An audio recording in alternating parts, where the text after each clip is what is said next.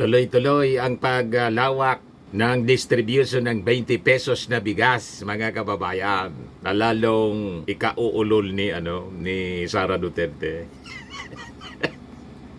Hindi yan pagkaing tao yan, pagkaing baboy. Yung ating Pangulong Bongbong Marcos, nandun sa Cavite ngayon, Bacoor, Cavite, para i-launch, mga kababayan, ang 20 pesos per kilong bigas. Di ba? Sabi ko sa inyo. Pero before natin pag-usapan, mga kababayan, click subscribe muna dito sa ating YouTube channel. And share ninyo, mga kababayan, sa inyong mga kaibigan. Ako po si Dante Maravillas, Bicolano, vlogger, broadcast journalist from Albay. Ito, Marcos launches 20 bigas in Bacoor, more to benefit from 20 pesos per kilo rice. Galit na galit si Sara, mga kababayan, sa 20 pesos na bigas. Lalo kasing napapaya yung mga paninira niya at yung ating Pangulong Bongbong Marcos, parang laging kampanya, pinagkakaguluhan ng mga tao. Mahal na mahal ang ating Pangulo ng mga mamamayan.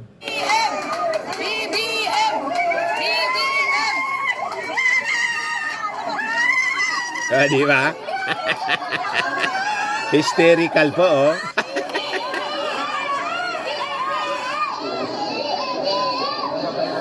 Nag-hysterical po. Parang rockstar. Kinover ni Yayam Dizon, kaibigan natin. Nandun yun ating kaibigan, si Yayam Dizon, isang Marcos loyalist, mga kababayan, na lagi nating nakakasama sa sa mga pagtitipon. Pag na-invite tayo ng Palasyo Malacanang, na-invite kami ni Mrs. Ayun, lagi kaming nagkikita ni Yayam. So sabi dito sa balita, initially piloted in Visayas in selected Kadiwa centers in May, the program now includes public markets like Sapote, Bacoor, where 500 sacks of rice were delivered for 2,500 residents to purchase 10 kilos of rice, each at 20 pesos per kilo. So, nililimit po sa 10 kilos para marami po yung makabili. Nakakuha na siya, nakapack na siya talaga sa 20 pesos per kilo. At 10 kilos pala na 20 pesos per kilo. Isang bit-bit na lang po. So talagang concern, mga kababayan, ng ating Pangulong Bongbong sa kapakanan ng ating mga mahihirap. Siyempre, yung mga angat sa buhay, hindi man nila kailangan yan. Kaya nilang bumili kahit 100 pesos per kilo. Di ba? So ito talaga doon sa mga mahihirap nating mga kababayan. At hindi ko mo mahirap, pakainin natin ng pagkaing baboy na bigas. Kaya talagang nakakainsulto po sa mga farmers. Itong mga pinagsasabi ni Sara Duterte, wala siyang respeto sa ating mga magsasaka. Masyado niyang minamaliit, mga kababayan, ang ating mga magsasaka. Pinapalabas niya yung inaani ng ating mga magsasaka, pagkaing baboy lang, bulok. Di ba po? Yun ang lumalabas. Napaka-selfish po nitong si Sara Duterte. Hindi siya masaya na yung ating Pangulong Bongbong tinutupad yung kanyang aspirations na sinabi niya during the campaign. Gusto niya maging abot kaya, lalo na ng ating mga mahihirap, ang staple food. Itong bigas po, staple food ng mga Filipino. So yun, mga kababayan, sino-supervise mismo personal ng ating Pangulo ang launching nito sa buong Pilipinas. At kinakausap niya yung ating mga mahihirap. Enjoy na enjoy yung ating Pangulo. Makadaopang palad yung ating mga mahihirap para alam niya po ang kalagayan mismo ng mga tao. So hindi yung kung saan-saan, mga kababayan, pumupuntang ibang bansa. Hindi para magtrabaho, sabi ni Yussi Castro, kailangan na niya talagang mag-report. Kung walang report na niya, di malamang walang natrabaho. Referring to Sara Duterte sa kanyang mga pagbabiyahe sa ibang bansa na ang sadya po mag-rally. Imagine that. Anong pakinabang ng ating mga mamamayang Filipino sa rally niya? So sabi ni Yussi Castro, ngayon naman ay sisimula na ang rice rollout sa mga public market para mas marami pang mga kababayan natin ang magkinabang dito. Angadan niya ng gobyerno na magkaroon ng sapat na pagkain at sa hapagkainan ng bawat Pilipino. The rice procured from the National Food Authority by the National Food Authority from local farmers and sold through the Food Terminal Incorporated and the Kadiwa ng Pangulo Network, ensuring both affordability para sa ating mga consumers and sustainability para sa mga producers. So ayon mga kababayan sa ating Department of Agriculture, itong programa has already reached more than 105,000 families between May 13 and June 30, distributing over 804,000 kilos of rice across Luzon and the Visayas. Beneficiaries include senior citizens, solo parents, persons with disabilities, indigent families, and minimum wage earners. Yan yung ating Pangulo. O, di ba? Hysterical?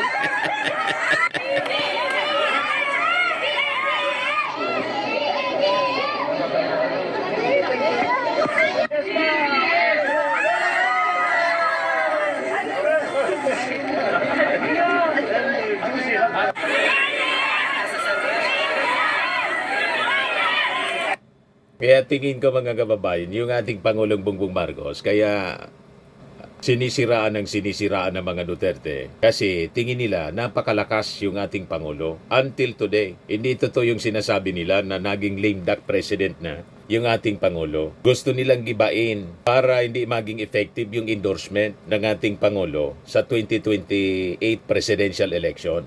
Kasi takot sila na ang i-endorse ng ating Pangulo na magiging pambato, papalit sa kanya, malamang manalo. Di ba pa? Yun talaga ang politika. Politika na kasi, agad-agad, yung iniisip ng kampo ng mga Duterte. From day one, masyadong napaaga yung pamumulitika nila. Pero ang binibultahan sa issue ng impeachment po, yung ating Pangulo, namumulitika daw. Pati si Martin Romualdez.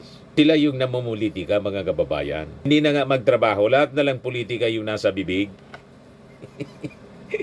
Habang tuloy-tuloy sa pagserbisyo sa ating mga mamamayan, yung ating Pangulong Bongbong. O ito yung press briefing kanina ni Jose Castro. May balita siya para sa atin.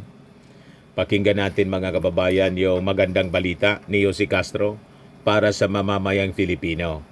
Magandang araw, Malacanang Press Corps. Benting bigas mayroon na sa palengke. Tumungo si Pangulong Ferdinand R. Marcos Jr. sa Zapote Public Market para pangunahan ang official launch ng benting bigas mayroon na sa mga pampublikong pamilihan. Alinsunod ito sa pangako ng Pangulo na palawakin pa ang sakop ng 20 pesos rice program ng administrasyon. Diin ang Pangulo, hangad ng gobyerno na magkaroon ng sapat na pagkain sa hapagkainan ng bawat Pilipino. Mula noong nagsimula ang 20 pesos rice rollout noong Mayo, nakakabili na ng mura at dekalidad na bigas ang mga senior citizen, solo parents, PWDs at mga miyembro ng 4Ps. Ngayon naman ay sisimula na ang rice rollout sa mga public market para mas marami pang kababayan natin ang makinabang dito. Upang mapanatag ang ating mga magsasaka, siniguro ng Pangulo na hindi bababa ang kanilang kita dahil may pondo ang gobyerno para dito.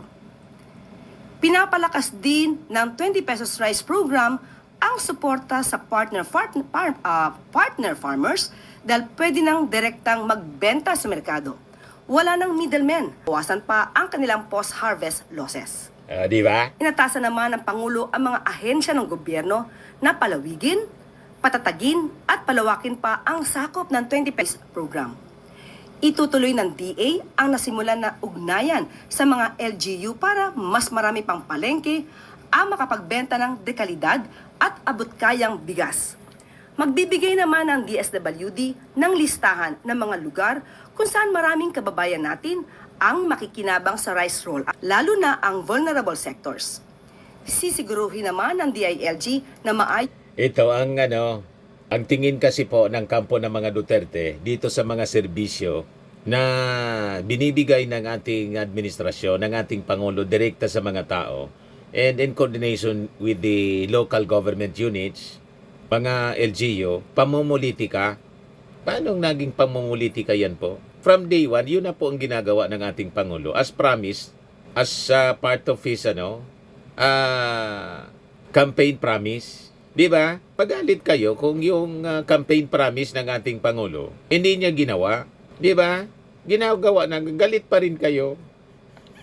Gumawa din kasi kayo. Kung hindi, tumulong na lang. Yun ang dapat ginagawa ng lahat ng mga public officials, lalo na po ng Vice Presidente. Hindi, umiwalay siya. Pagkatapos, galit na galit ngayon. Hindi man siya inaano. Diniliber lang si Digong at na-impeach siya. Galit na agad. Yung pag-deliver kay Digong sa dahig, tapos impeachment niya. Lahat man ito, kagagawa nila. Kung hindi sila gumawa ng katarantaduhan, di walang impeachment, walang ICC case. Tama po? Balikan natin si Yusek Castro. Ang pagsumite ng accomplishment reports ng mga LGU ukol sa pagpapatupad ng programa. Correct. Yan po, oh. Ang dami-dami, oh. You see? Para wala ng gutom, mga kababayan. Oh, tuwang-tuwa yung nanay.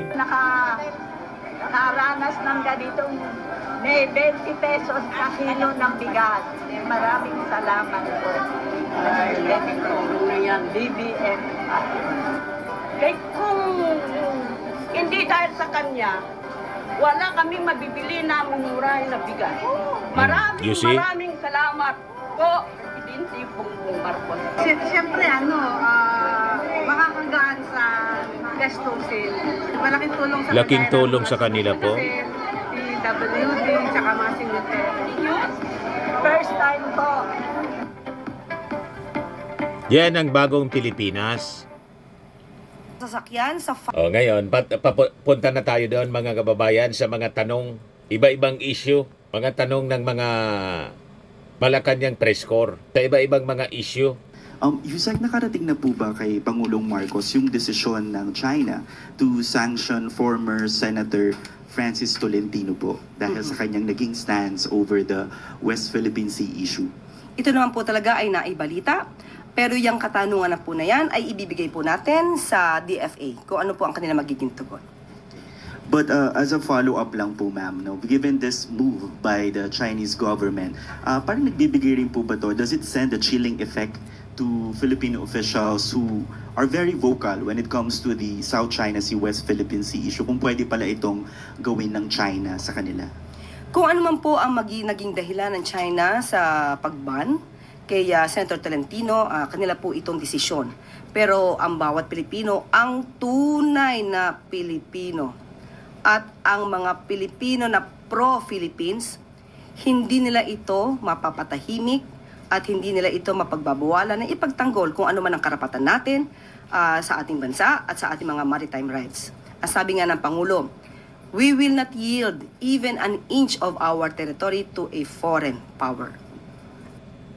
Ano man, si Tolentino, talo na rin po.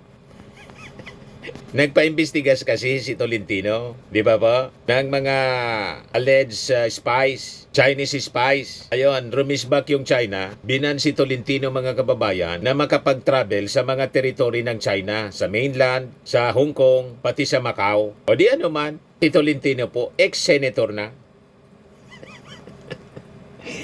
O di ba?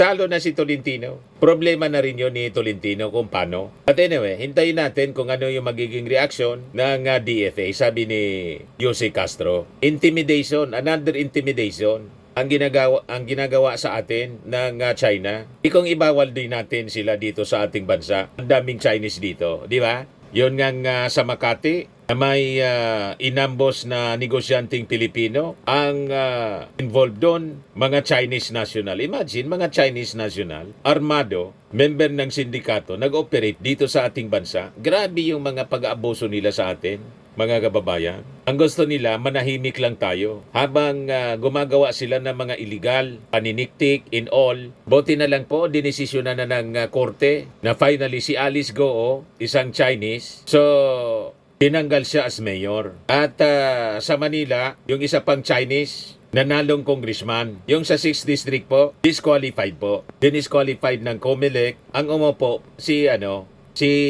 Congressman Abante, re-electionist. So dami po ang infiltration. Matindi ang infiltration ng China dito sa atin. Ang gusto nila, tao nila ang maging pangulo. Mga senador dapat hawak nila sa liig. Huwag tayong papayag sa ganon. Balikan natin yung press con, mga kababayan ni Yossi Castro.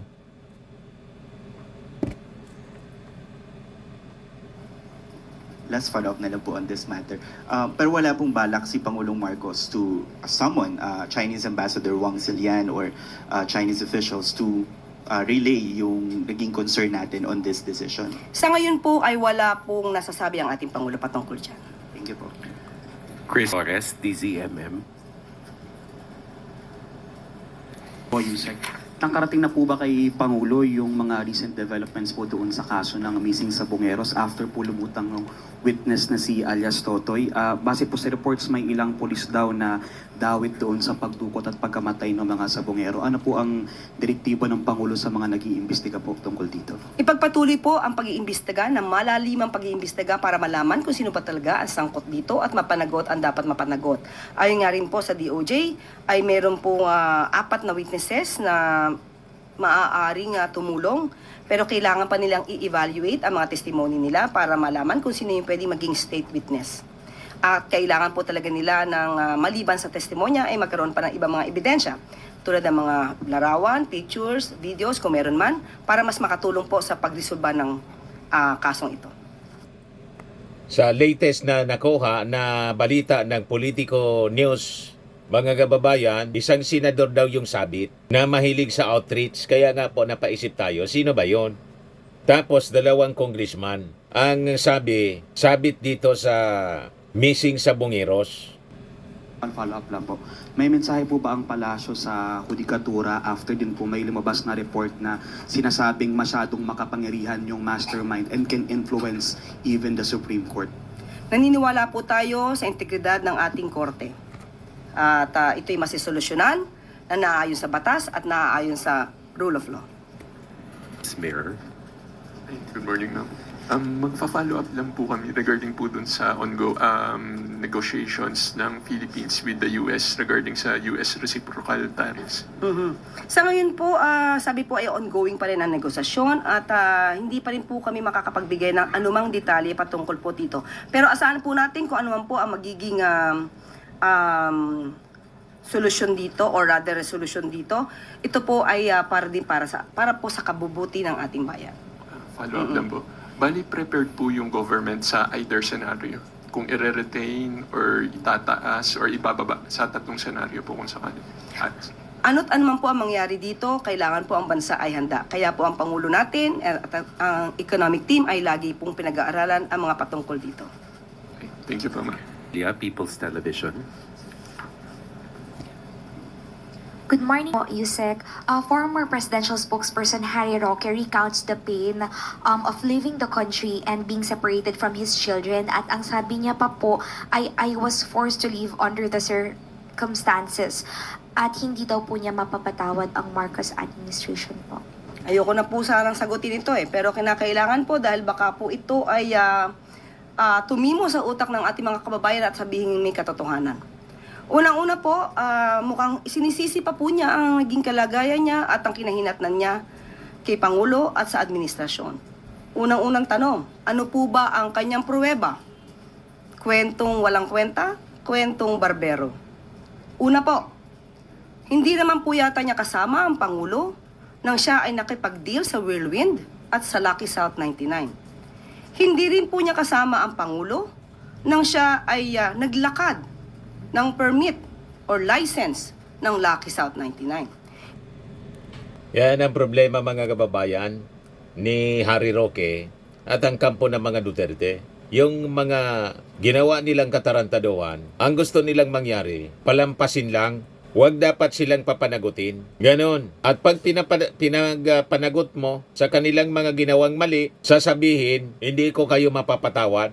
Sasabihin, pinupolitika sila, pinipersecute sila, gumawa kayo ng mali. Kung naniniwala kayong hindi mali yung inyong ginawa, you have to face your case in court. Ganun lang naman yan eh. Namihasa kasi kayo sa paggawa ng mali. Ngayon na pinapanagot kayo, hindi na ninyo mapapatawad yung ating Pangulo. Tama itong mga punto ni Yussi Castro. Sino ba ang nagsabi sa inyo na mag-involve kayo dyan sa mga illegal na activities ng Pugo? Di ba? Mag-engage ka dyan sa human trafficking. That is a crime, mga kababayan, against the Filipino people. Kaya nga ang mga pagkaso na ganyan, peoples of the Philippines versus Harry Roque. Di ba? Di rin po yata niya kasama ang Pangulo nang ito ay magbukas ng isang joint account kasama si A.R. de la Serna. Hindi rin po niya kasama ang Pangulo na siya mismo ang nagboluntaryo ng mga facts at mga dokumentong kanyang ikinumento sa Quadcom, sa House of Representatives. Lahat pong ito ay voluntaryong galing sa kanya. Lahat ng kwento niya sa Quadcom, sa House of Representatives, ay galing sa kanya. Sinabi niya meron siyang SALN, meron siyang BIR records, meron siyang mga extrajudicial settlement ng kanyang auntie, at meron din siyang mga dokumento patungkol sa contract of trust with a certain Attorney Percival. Lahat ng ito ay wala ang Pangulo sa kanyang tabi. So paano niyang isisisi ito sa Pangulo at sa administrasyon? So sa mga ganitong klaseng obstructionist, sana po ay ihinto nila at maging tunay na Pilipino. Ivy Reyes, Billionaire News Channel. Sa 20th Congress, pag-open ng 20th Congress, final po ni Senator Gatchalian na yung 3-year college degree. Tatanong ko lang po na since President Marcos is against the K-12 na po, na hindi effective yung K-12 like he said, ano pong masasabi ng palasyo dito? Okay, gusto po natin liwanagin ito. Hindi po niya sinasabi na hindi natutol siya sa K-12. Ang sinabi lang po niya ay hindi naging epektibo agad dahil hindi na i-prepare ang mga ahensya para dito. At ngayon po, sa pamamagitan din po ni Secretary Angara, ini-improve po ito. Pero ayon po sa ating Pangulo, hanggat nandyan po ang batas para sa K-12, ito po ay susuportahan at palalawigin at pag-iibayuhin na maayos para sa ating mga estudyante. So hindi na po siya tutol talaga sa K-12. Aayusin po ngayon. Pero kung ano po ang magiging batas, yun din po ang susundin. Pero sa ngayon na nandiyan po ang batas, ito po ay bibigyan po ng halaga at palalawigin at pagagandahin pa po. Actually, maganda yung proposal ni Win Gatchalian. Gawin na 3 years lang yung college. Kasi sa totoo lang po, ako ang daming mga subjects, 4 years, di ba yung college? Ang daming mga subjects na itinuturo sa college na repetition lang po, paulit-ulit, alimbawa yung subject na Rizal. Although yung subject na Rizal parang inalis na din po, selective na lang. Pero nung panahon ko, na nasa college ako, ang dami sa history, paulit-ulit na tinuro. Tinuro na sa social studies sa elementary, tinuro na din sa high school, tinuro pa sa college, paulit-ulit. Buti sa high school, nung panahon ko mga kababayan, mura pa yung tuition. Ngayon po, pataasan na po ng tuition. Di ba? Tapos pinalawig pa yung high school. Imbis na 4 years lang, ginawang 6 years. May senior high. In other countries, sa United Kingdom, 3 years man talaga, yung ating Pangulo nagtapos after 3 years. Kasi dapat po talaga, tutok lang kung ano yung mini-major na kurso ng isang estudyante, kinuha niyang major. Doon lang ang tutok ng pagturo. Yung mga unnecessary subjects po, i-review dapat yan. Ito nga K-12 po, paulit-ulit na ituro na, tinuturo na naman. Pagkatapos, makagraduate mo, limot ka rin doon. Sa kung ano-ano mga subjects na pinag-aralan, dapat may focus lang mga kababayan kung ano yung gusto niyang maging. At tingnan ninyo yung ating Pangulong Bongbong Marcos. Graduate ng 3 years sa UK. Napakatalino po. Talo yung mga abogado dito sa Pilipinas. Malayo si Sara at saka si Lenny Robredo pagdating sa debate. Di ba? Si Sara, hindi nakipag-debate, umiwas, abogado yan. Gusto niya, siya lang ang magsalita ng magsalita. Tapos yung mga nagtatanong, dapat pili lang, bayad. Friendly question dapat lang. Pagkatapos ayaw niyang sagutin, iwas po siya. Huwag na yan. Di ba? Liz Umali, GMA Ma'am, Integrated News. Good morning po. This is not a follow-up. Magtatanong lang po sana ako tungkol dun sa isinumite ng luwa na report sa Malacanang because before sinabi po nila na nakapagsumite na po sila ng kanila pong findings and recommendations. Maaari po bang ilahad kung ano po ba ang naging laman at ano po ba yung mga rekomendasyon at pananagutan? Okay, kakatanggap pa lang natin. Sabi ko, ako'y nagkaroon ng kopya. Isang folder at 2 boxes. Isipin niyo po yung isang balikbayan box. 2 nun. Okay? So, magkakaroon po ng meeting tomorrow, Friday, para po pag-usapan kung ano po ang dapat na maging solusyon para dito. So, makakaasa po, lalo-lalo na yung mga consumers po ng prime water, na hindi po ito tinutulugan ng gobyerno, ng pamahalaan, dahil aaralin po namin ito. Para sa inyo po ito. Ma'am, just a follow-up. Meron na po bang bilang kung ilang LGUs yung gustong kumalas na sa prime water dahil dun sa kanila pong Prime klase water ng service? mga Most bilyar. probably, Friday pa natin ito malalaman dahil nag-start na po ako sa folder at meron po tayong ibang nabasa na malamang ay hindi pa po ninyo alam. Saka ko na po i-report. And one last, may I just take this opportunity? Ma'am, I understand na sinabi niyo po na ipaubaya na natin sa DFA yung tungkol po dun sa reaksyon ng China dun sa ginawa po kay Senator Francis Tolentino. Pero nakikita niyo po bang paglabag ito sa diplomatic protocol? Yung ganitong pagsasanction nila sa isang dating opisyal ng pamahalaan because of what his stand on the issue on West Philippine Sea and the tension on West Philippine Sea. Since pag-uusapan po natin isang foreign policy at ito po ay may kinalaman sa ibang bansa, mas na naisip ko po na ang DFA po ang sumagot para dito. Salamat. Related to, okay, Tuesday New DZBB. Hi ma'am. Sa ngayon po may 2 low pressure area po sa loob at labas ng bansa. Panay na rin po ang pagulan at mga bagyo. Mahalaga po ang papel ng Office of Civil Defense sa ganitong mga pagkakataon. Meron na po bang naitalaga, nakapalit yung dati nating OCT Administrator, Ariel Nepomuceno, para mag-oversee po doon sa mahalagang papel ng OCD? Opo, meron po na italaga na OIC. Ito po ay si ASEC or Assistant Secretary Rafaelito Alejandro Defort. Siya po ang OIC ngayon sa Office of the Civil Defense. Na-assign yan dito sa amin, si Rafi Alejandro, dating Regional Director ng OCD. Siya na pala. Congratulations, Rafi Alejandro. Lagi ko siyang na-interview no, nasa mainstream media. Nasa mainstream media pa tayo. Pag may mga dumarating na bagyo, baha, kung ano-anong mga putok ng bulkan, laging siya yung kausap natin, si Rafi Alejandro. Lang po, thank you. Thank you, Malacanang Press Corps. Yusek Claire. Okay, thank you.